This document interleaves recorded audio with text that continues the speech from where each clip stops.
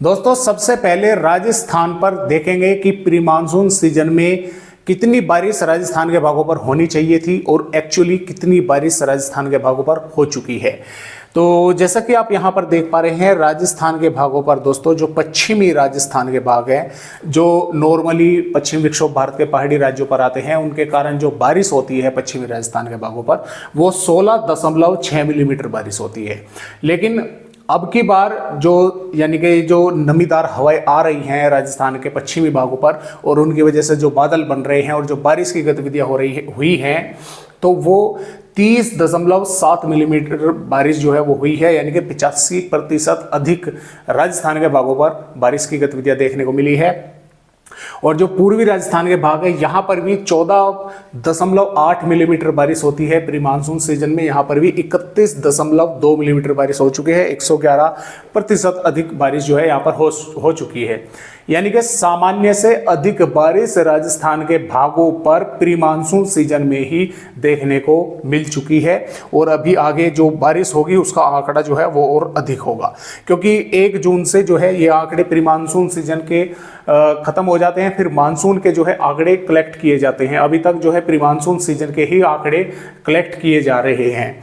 और all India अगर देखें तो 104.1 मिलीमीटर बारिश हो चुकी है, जबकि होनी चाहिए थी नॉर्मल जो बारिश होती है 101.8 मिलीमीटर। तो इसमें एक राजस्थान राज्य भी ऐसा राज्य है जो कि सामान्य से अधिक बारिश राजस्थान राज्य पर हो चुकी है। आइए अब देखते हैं वेदर सिस्टम कि क्या क्या वेदर सिस्टम है।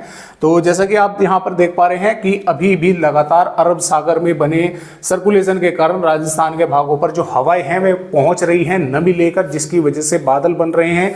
कुछ भागों पर मेघ गर्जना के साथ बारिश की गतिविधियां देखने को मिल रही है। वो बात अलग है कि ज्यादातर भागों पर ना बारिश की गतिविधियां देखकर कम ही इलाकों पर यानी कि जिले के 1-2 भागों पर भी अगर बारिश होती है तो वो भी कलेक्ट की जाती है कि अगर अधिक बारिश हो जाती है तो वो भी उसी में प्री मानसून बारिश में जो है वो जुड़ जाती है।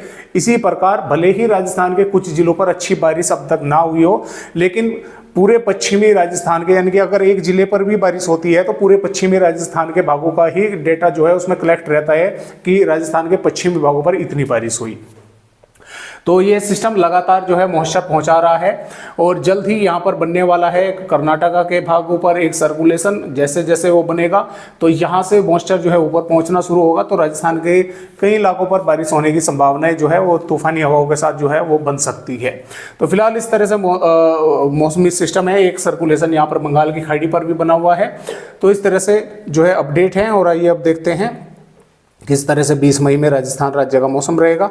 तो जैसा कि आप देख पा रहे हैं दोस्तों कि 20 मई में वैसे तो राजस्थान राज्य का मौसम पूरी तरह से साफ दिखाई दे रहा है कि ज़्यादातर भागों पर मौसम साफ रहेगा, तापमान लगातार बढ़े रहेंगे। लेकिन कुछ भागों पर जैसे कि ये नमीदार हवाएं आ रही हैं, इनके आने के कारण दोपहर के समय, शाम के समय या देर रात्रि में कुछ भागों पर धूल भरी तेज हवाएं, मेघ गर्ज या बारिश की गतिविधियां देखने को मिल सकती है।